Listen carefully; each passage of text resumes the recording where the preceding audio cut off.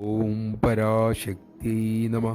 യൂഗോസ്ലോവിയയിൽ അമ്മ ദർശനം കൊടുക്കുന്ന സമയം ഒരു യുവതി അമ്മയ്ക്കരിയിലെത്തി.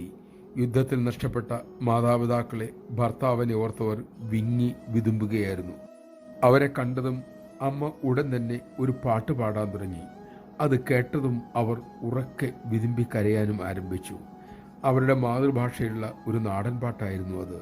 അവരുടെ അമ്മ നന്നേ ചെറുപ്പത്തിൽ അവരെ പാടിക്കേൾപ്പിച്ച ഒരു പാട്ട്.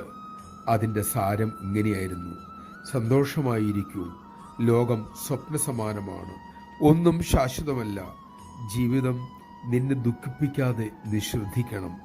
നമഃശിവായ. അമ്മയെ നാം നേരിട്ട് കാണുന്നതിന് മുമ്പും അമ്മ നമുക്കൊപ്പം ഉണ്ടായിരുന്നു എന്ന് തിരിച്ചറിയാൻ നമുക്ക് സാധിക്കട്ടെ.